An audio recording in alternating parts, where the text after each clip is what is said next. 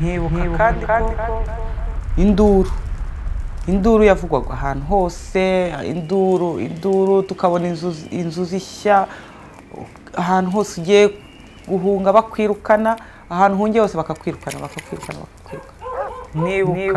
Nibuka ukuntu imbwa zatuvumburaga mu ishyamba zikatuvumbura aho twishe, abantu baziduteje kugira ngo zize zituvumbure batwice. Nkibuka kandi ko imirambo nagiye mpura nayo yose iri aho ku gasozi. Twagendaga dusimbuka imirambo, tugasimbuka. Ndibuka ukuntu twagize inzara ikatwica twese, udafite icyo urya, udafite icyo unywa, wirirwa wihishe.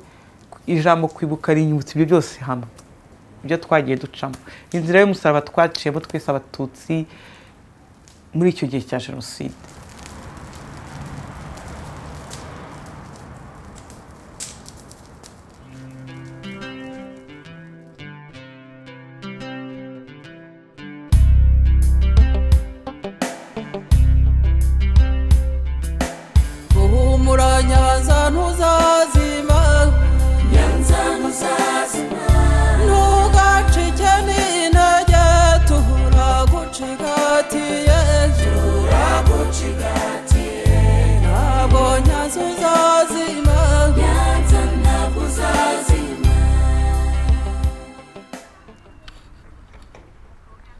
Nyuma y'imyaka 20 Jenoside yakorewe Abatutsi ibaye, Abanyarwanda bakomoka i Nyanza bakoze ibikorwa bitandukanye byo kwibuka ababo.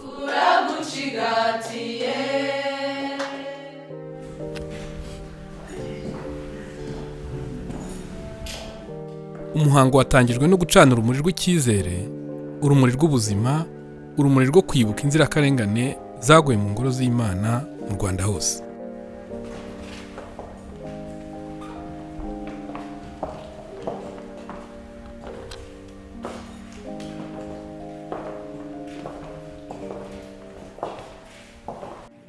Seigneur Dieu, il y a 20 ans, le mal a ravagé ce beau pays du Rwanda. Aujourd'hui, nous venons rallumer la flamme de l'espérance, la flamme de la paix. Puisse-t-elle être aussi la flamme de la réconciliation, la flamme qui ouvre un nouvel avenir au peuple rwandais. Nous venons te demander de prendre en pitié tous ceux qui ont commis des affreux meurtres, tous ceux qui ont commis le mal. Nous venons te demander de prendre en ton amour, dans ta paix, tous ceux qui ont été victimes des atrocités. Nous voulons te demander de donner ton esprit de paix, de réconciliation à tous les survivants. Donne-leur la force d'ouvrir un nouvel avenir, de vivre dans l'espérance et la paix. Nous te le demandons à toi qui es avec nous maintenant et pour les siècles des siècles. Amen. Mu bakristo mu bice badutoje abakristo twemera ko upfuye yemera Imana atazima burundu, iriya roho ye ijya ni roho ifite vocation yo gusanga Imana.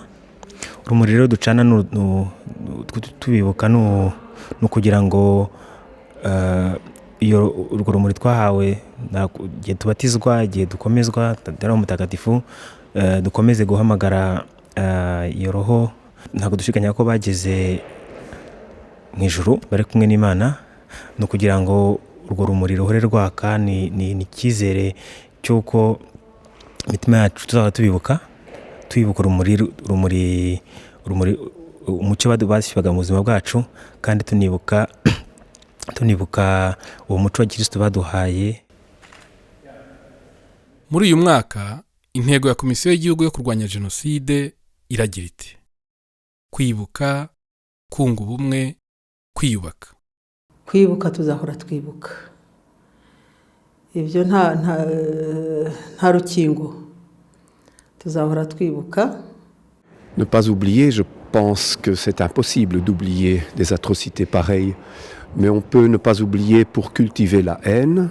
Ça, je pense que c'est un mauvais plan. Mais il faut se souvenir pour ne plus commettre de telles atrocités. La nature peut oublier, nous, comme êtres humains, pas. On doit se rappeler ça. On a ce devoir, si on veut, en tout cas ce travail de lutter contre l'oubli, mais toujours dans cette logique, comment comprendre les mécanismes qui alors nous amèneront à réfléchir et à éviter que ça se reproduise. Je vis dans un pays où la devise est « l'union fait la force ». Ça ne veut pas dire que nous pratiquons toujours cette devise, mais sans unité, il n'y a pas moyen de vivre en paix. Alors, renouveler, oui, je pense que tous les jours, il faut se renouveler pour faire un pas encore vis-à-vis de l'autre, surtout de l'autre qui est différent de nous. inzika urwango ntabwo rwubaka umuntu birakudindiza pe ugahera hasi kwiyubaka ni ukugerageza guhanagura urwo rwango ukareba imbere ukavuga ati aha ngomba kubaho ese nabayeho noneho baba bariya bagiye baba basize iki baransize ngomba kuba umugabo ni ishyaka umuntu wese agomba kurwana kwiyubaka ababishoboye mu nzego zose nzi ko hari abantu babikora babishyigikiye u Rwanda kera ruzaba u Rwanda yenda twebwe wakuze ntituzarubona ariko yenda abana abuzukuru bacu bazabona u Rwanda rw'amahoro rw'abanyarwanda bazima kuko turarwaye uko benshi muri twe twari tumeze uko ibibazo umuntu yabaga afite umuntu yabaga yibaza byinshi hari byinshi twabashije kurenga tubasha kwiyubaka mu myaka 20 abenshi havutse abana bashya abana barakuze abandi barimariye bari hafi kubyara hari byinshi byabaye byiza ku buryo bishimishije kubona bamwe barabashije rwose kurenga ibibazo bagashaka kwiyubaka. C'est très important disons pour aujourd'hui mais on ne doit pas oublier non plus toutes les victimes de ce génocide et de prier aussi pour que vraiment que ces victimes ne soient pas mortes pour rien et que le Rwanda puisse se reconstruire dans l'accueil, dans la réconciliation. Mais ça demande encore beaucoup de force et beaucoup de force dans le cœur de tous ces Rwandais et qui doivent continuer à vivre avec des personnes qui leur ont fait mal, qui leur ont fait du tort. ari kwiteka kenshi nibaza umuntu ubyuka mu gitondo aturanye na wa muntu wamwiciye yenda yanyiciye umugore yanyiciye umugabo yanyiciye umwana se yanyiciye umubyeyi uwo muntu turarebana mu gitondo tuvugane wiriwe waramutse uraramukeho urumva ni ikintu kigomba ubutwari bwinshi cyane. Et ça demande quand même une générosité et de vouloir quand même s'aimer et s'accueillir différents les uns les autres. Ni ibintu nshyiramo icyizere cyinshi ariko bisaba nyiri ukugira nabi kwicisha bugufi kwisuzuma ubwe mu mutima akibaza se kiriya kintu nagikoze ngitewe n'iki niba afite impamvu yakimuteye akayatura akayivuga. Ich möchte auch, also ich weiß, dass Pascal auch sehr gläubig ist, im Gebet für die Opfer und die Angehörigen der Opfer, ich möchte aber auch für die Übeltäter, für die Missetäter beten, damit Gott sie durch seine Liebe entwaffnet, dass sie auf einmal feststellen, wie groß Gottes Liebe ist und dass auch sie dann sich bekehren. nagira ngo nshimire izi nshuti z'u Rwanda Regina Sœur Catherine bashatse guparticipa muri iki gikorwa cyacu cya 20 ans de génocide baje kudushyigikira kugira ngo icyifuzo cyacu kandi na justice yose duhora dusaba ngo ikorwe uwakoze icyaha wese yahanwe kandi ko buri gihe bari kumwe n'u Rwanda bazahora baturi iruhande. Ndabashimiye. Merci. nyuma yo gucana urumuri abanyarwanda bavuka i Nyanza bibutse inshuti ababyeyi, abavandimwe bose batawe mu cyuzi cya Nyamagana i Nyanza. Muri 1994 twiciwe ahantu hose, mu mazi, ku butaka, ahantu hose hashoboka twarahiciwe, ku buryo rero nk'uko tujya aho bapfiriye tukabibuka, iwacu Nyanza hari abantu benshi baguye mu cyuzi cy'Inyamagana.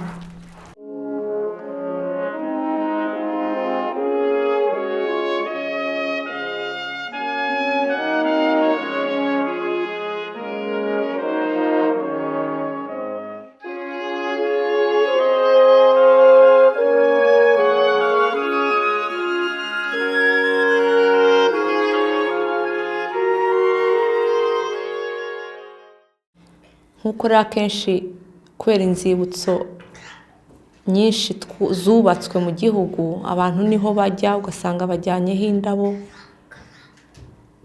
Ni gake cyane abantu, sinzi niba ari ukutabyibuka cyangwa ari ukutabizirikana, ariko no mu mazi hapfiriye abantu. Niyo mpamvu rero twahisemo ko naho tuba twashyiraho indabo tuzirikana abapfiriye muri kiriya bihe. Uyu munsi icyo usobanura kuri njyewe ni uko twafashe umwanya tukaza kwibuka abacu bapfuye, tukibuka abacu baguye mu kiliziya n'abaguye mu ruzi, bikaba ari byo byatuzanye kugira ngo tubahe icyubahiro bakwiye kandi tubagumishe mu mitima yacu tubibuka muri iki gikorwa twakoze. Buri gihe duhora tubibuka, buri kanya turabibuka, buri munota turabibuka, buri saha, icyo dukora cyose turabibuka. Mais je crois que d'abord, il faut ouvrir les yeux, voir ce qui se passe. Parce que comme ce qui s'est passé au Rwanda, là, on le savait très très longtemps à l'avance. Et je crois qu'il faut faire plus attention maintenant à ce qui se passe dans le monde, et pas seulement dans les pays où il y a des richesses à aller chercher. Comme en Centrafrique maintenant, on réagit beaucoup, mais s'il y avait eu par exemple de l'or, s'il y avait eu des diamants, s'il y avait eu de l'uranium comme il y a en Centrafrique pour le moment, je crois qu'on aurait agi plus vite au Rwanda. Alors je demande à tout au peuple du monde de faire attention à la moindre petite chose et directement réagir et ne pas abandonner, ne pas laisser le peuple dans la souffrance et ne pas non plus collaborer comme certains pays l'ont fait avec les génocidaires.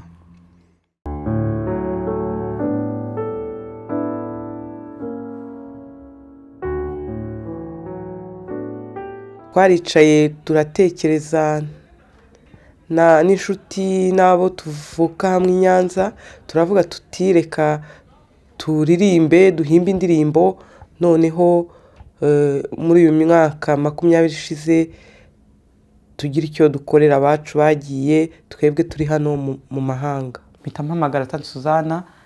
Tante, turashaka ko waduhimbira indirimbo ivuga Nyanza. Iyo mbwiye ngo himba imbere ikibazo, ndavuga se Nyanza ndayivuga wiki ndahera he, ndavuga kanaka, umuryango wa kanaka nzi nsigi uwo ntazi, kandi ababaye ni benshi hariya, ndavuga wavuga Nyanza ubwayo, simvuge umuntu, sindeba agasozi, sindeba umuryango, nkavuga Nyanza muri rusange. Tante Suzana arambwira ati ni igitekerezo cyiza, ndabashyigikiye bana b'i Nyanza. Njyewe na Sitani twita twiyorganiza, twita tujya kumureba, turaganira, turavugana. Cyane ndavuga bariya abana bagize kiriya gitekerezo cyo kumbwira ngo Tante duhimbira indirimbo ya Nyanza. Ni ukuvuga Nyanza haracyari kakariro gacumbeka, ntabwo harazima. Naho nakuye iryo zina, ndavuga Nyanza ntabwo izazima. Bariya abana babizanye bati ko bari bato bakaza bakagwa ahantu mu bazungu, icyo kintu bakibutse bati ni ukuvuga hari cya cyizere. Ubwo ahita agenda aratangira duhimbira. Bamwe bagiye bamutugambo dukeya, ndayikora, mpamagara. Ntabwo nabwiye abo bana ko nabonaga ntabyo bari bumve. Mpamagara umwana w'umuhungu w'umuririmbyi uturuka i Nyanza witwa Bruno uri n'ahangaha, ndamubwira nti ngwine umbwire ibintu by'iwanyu ukuntu ndi bubigenze. ndamuririmbira gatoya nkiri muri buriya ati tante ntaho ukomeze ntuvaho ukomeze turatangira turajondora mbona bivuze Nyanza muri rusange, bivuze umuto, bivuze umukuru, birimo nshaka gutanga inama, mbega ngenda ndeba utuntu twose, guha inama abasigaye, kutiheba, gukomeza urukundo. Mbona havuye muri ya ndirimbo nyita Nyanza ntuzazima, kandi nizere ko itazazima.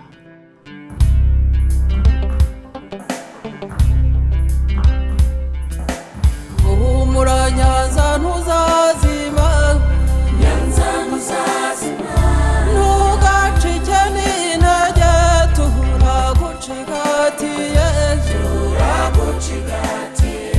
ntabwo Nyanza uzazima, Nyanza ntabwo uzazima, nubwo zankora amaraso zakoze hasi zigatema, zigamije kutumara, ya Mana y'imbabazi yadukingiye ikibaba, ntabwo Nyanza uzazima, Nyanza ntuzazima, ntugacike n'intege, turagucigatiye, ntabwo Nyanza uzazima, Nyanza ntabwo uzazima. Twahisemo uburyo bw'indirimbo kuko twasanze indirimbo nta mupaka igira, indirimbo igera ku bantu bose b'ingeri zose, ari abana barayumva, ari abajene barayumva, ari abasaza barayumva. Twashoboraga no kuba twakora urwibutso monima, tukagerageza kubaka urwibutso i Nyanza, ariko urwibutso rwo ntabwo rugira umupaka, ruguma aho rwubatse, naho indirimbo iragenda abantu igasanga abantu aho bari, naho urwibutso iyo ruri ahantu ni abantu bagomba kuva aho bari bakajya kurureba. Ariko rero ko abantu bose twashakaga, ingeri z'abantu bose twashakaga ko bumva iby'imyaka 20 ishize, twabonye yuko abenshi batashobora kujya i Nyanza, turavuga tureka dukora indirimbo kugira ngo izasanga abo bantu aho bari. Nuko twagize igitekerezo cy'indirimbo, twumvaga indirimbo izagera ahantu hose, mbese nkuko natangiye mbivuga nta mupaka indirimbo igira, niyo mpamvu ariyo twahisemo. Mwaribeshyaga bicanyi ngo tuzazimagirana, hashibutse amashami, nimuzamara ubwoko hose Imana yaburemye, ntabwo Nyanza uzazima, Nyanza ntuzazima, ntugacike n'intege, turagucigatiye, ntabwo Nyanza uzazima, Nyanza ntabwo uzazima. Ahari abakoze amahano bibwiraga ko twashize, abantu bashize, ariko ntitwashize. Nkuko indirimbo yakozwe ibivuga, hashibutse andi mashami, kandi turiho turagerageza kubaho, turiyubaka, ntabwo hasigaye imbwa, ntabwo hasigaye imburamumaro, abantu basigaye bavuyemo abagabo.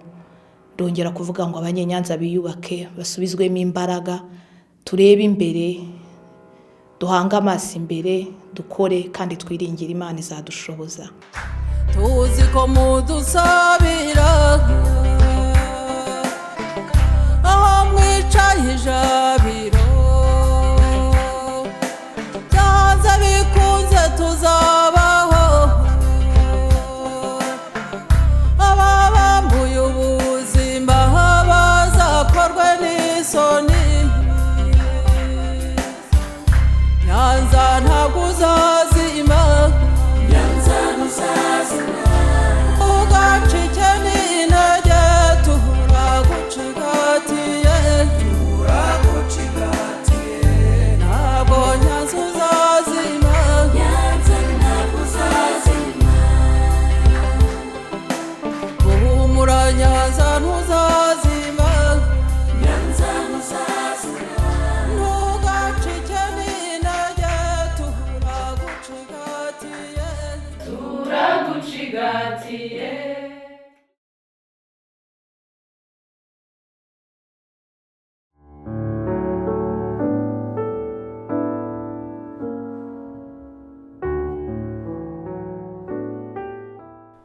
twibukiranye amateka y'i Nyanza mbere ya jenoside yakorewe abatutsi muri 1994.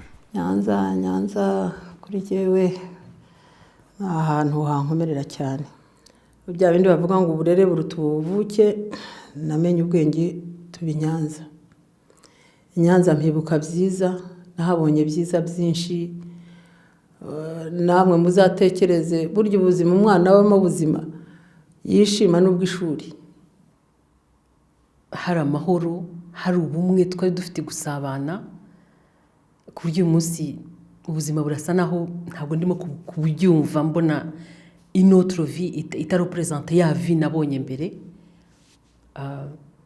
U Rwanda harimo umunezero, twabagaho dukundanye, turi hamwe, ikintu cyose umuntu yakoraga yagikoraga ari wese. Uko mpumvise mpita numva umutima wanjye, mu gifaransa babyita emotion.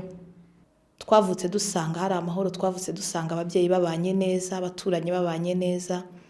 Kuri njye Nyanza iyo nyitekereje nyibukaho iyo sura y'urugwiro n'urukundo, nyibukaho ubwo busabane bwari buhari, nyibukaho icyo kinyabupfura twatozwaga n'uwo ari we wese wari mukuru muri Nyanza. Uko twakuze hari byinshi duhuriyeho, tuziranyeho tukiri abana, hari byinshi bigenda bigaruka. Niho hano i Burayi nubwo turi kure, ariko iyo twahuye tuba tumeze nk'abari Nyanza.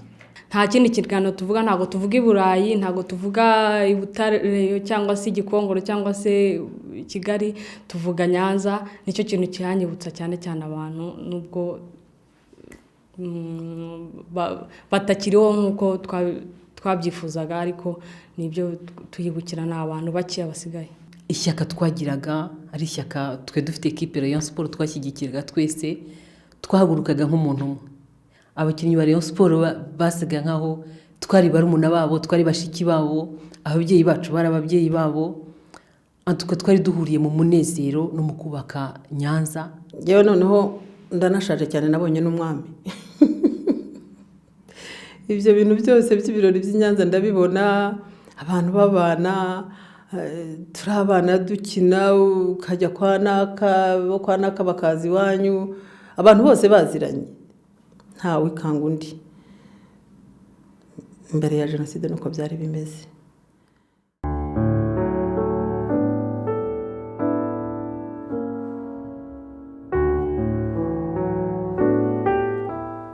Abacikacumu b'i Nyanza bati tugomba kubaho, tugomba kwiyubaka, twiteganyiriza ejo hazaza. Kuko ari njye warokotse, ari njye wasigaye njyenyine, ni Imana yandokoye. Iyo ntiyashakaga kumva icyo gihe, kuko nagenca ahantu henshi ntibanyice. Nta kundi nyine ngerageza kubaho no kumenya ko nyine ibyabaye ngomba gukomeza guharanira kubaho. N'umugabo wanjye nawe narabizi nta kibazo, kandi nawe nyine ni ibintu byabashutse abazungu cyane, kubona ukuntu bicaga abantu babatema bagira gute. Ni ibintu bibabaje. Iyo ubibwiye umuntu ntabwo abyumva, ahita akubwira ati ari njye bibayeho, ntabwo naba nkiriho nkawe nk'uko umeze gutya. Pascal lässt sich nicht durch diese Vergangenheit vernichten. Sie strahlt so viel Gelassenheit aus und sie ist wirklich ein Vorbild. Und ich denke auch, dass die Leute, ich bete auch dafür, dass sie die Kraft bekommen, ihr Leben weiterzuführen. Und ich höre sie nie mit Rachegefühlen sprechen. Sie ist ein sehr offener Mensch und ich finde das sehr positiv, dass das jetzt hier nach 20 Jahren so organisiert wird für die Aufarbeitung. Hari igihe utekereza kugira ikintu umubwira ntumubone, hari igihe uhura n'ikibazo ukavuga uti yaba mbafite mama cyangwa papa bari kuba babinkemuriye. Hari igihe ni buri munsi buri saha nta kundi. Cyangwa se ukarwara ukavuga uti hari bari kunyirwariza, nk'ukuntu rero bari baradutetesheje kera, usanga nabyo tubuze udutetesha, ugasanga birakomeye ugasanga turabatekereje cyangwa se wabona abandi bafite ababyeyi ukajya wibaza uti abanjye kubera iki bagiye ukumva ufite ishyari ariko ishyari ryiza ishyari atari ishyari yo kwifuriza undi nabi ariko ukavuga uti nanjye mba mbafite nawe kuba ameze gutya.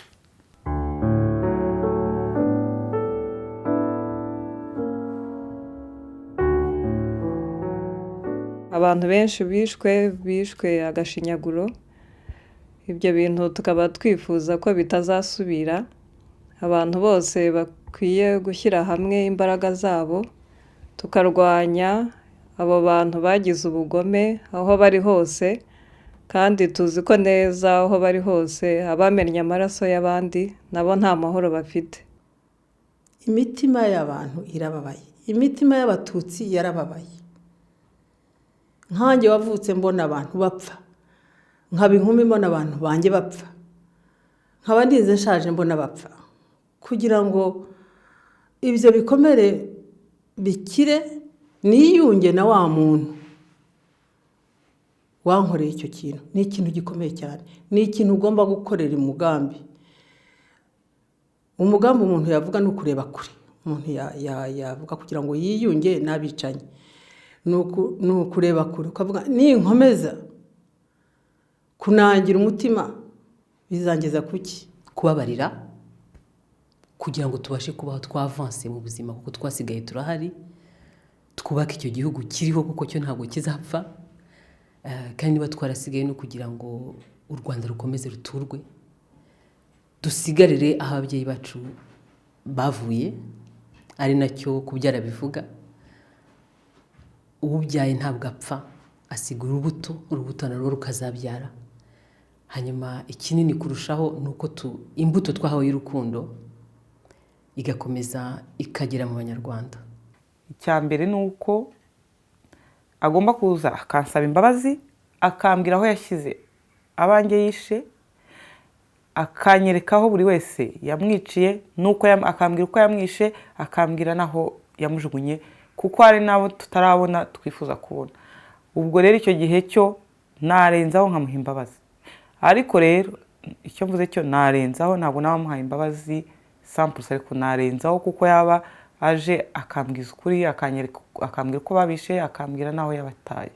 Ariko babikubwiye bituma nawe ugira imbaraga, ukavuga uti ndabimenye noneho menye uko babishe, nkakora day yanjye bikarangira. Ubu nta day umuntu, simvuga ko twese twakoze day kuko tutaje ukuntu babishe. Ariko wowe nyiri gukorerwa kibi, niba umuntu aje gusanga akagura ati naraguhemukiye nabaye inyamaswa, ariko mbabarira dore impamvu, yenda nzabanza kwigira inyuma gato, ariko bigeze aho ngaho nzamwumva. Kwiyunga kw'Abanyarwanda ni ibintu, ni indwara igomba kuvurwa buhoro buhoro buhoro buhoro, kuko ushyizeho ikingufu ntibyashoboka. Imyaka mike ku muntu ari uwababaye, ari uwababajwe, imyaka 20 ni mike, ariko njyewe ubwanjye babwira ku giti cyanjye mpora n'icyizere.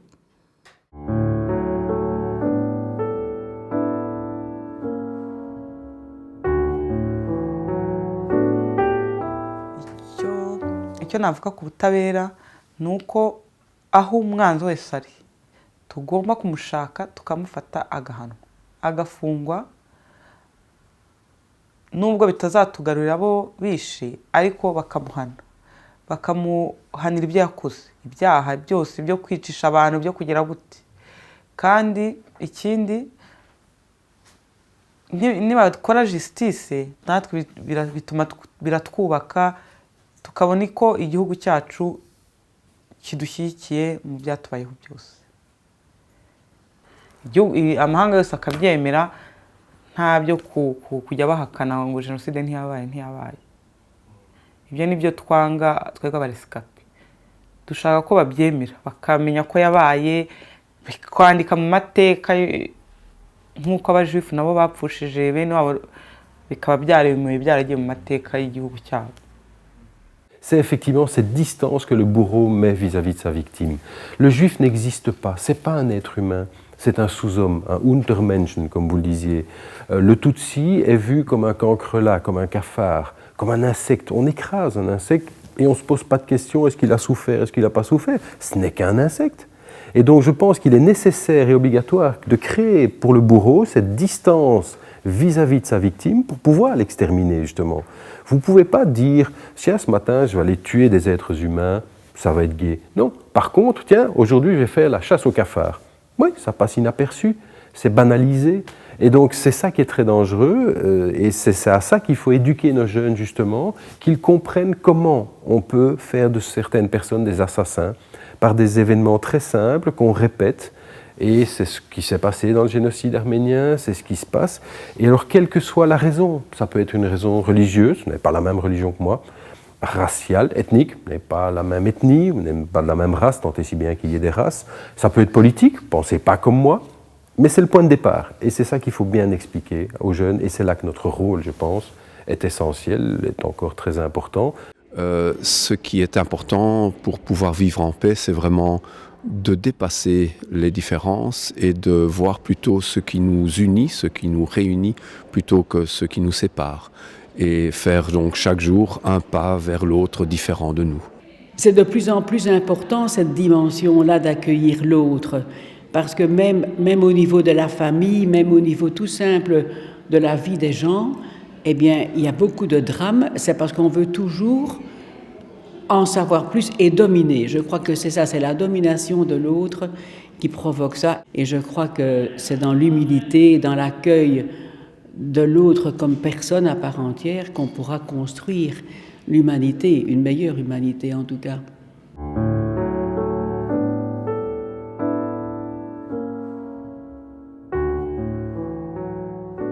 icyambere nagira ngo dushimire FPR inkotanyi iyo zitazi kuturokora ntabwo twari kuba tukiriho twese ukuntu zarwanye zibishanga zikarwana zikaza zikadukura muri iriya ntambara nta n'undi wari kubishobora.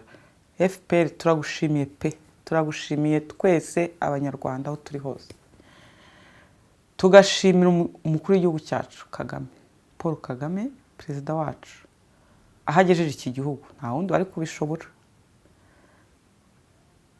Igihugu cyacu aracyubatse, abantu bose baragenda bakabona ukuntu ari cyiza, twese aratwigisha kubana urukundo, ko tugomba kumenya ko turi abanyarwanda tutagomba kwicamo ibice.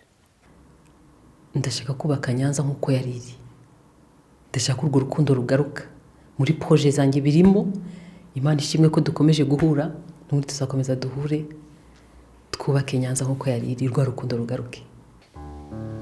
Nyanza turagukunda, baratubyaye. Rwanda yacu twebwe twiyemeje kubaho, twiyemeje kwiyubaka, tukubaka n'igihugu cyacu,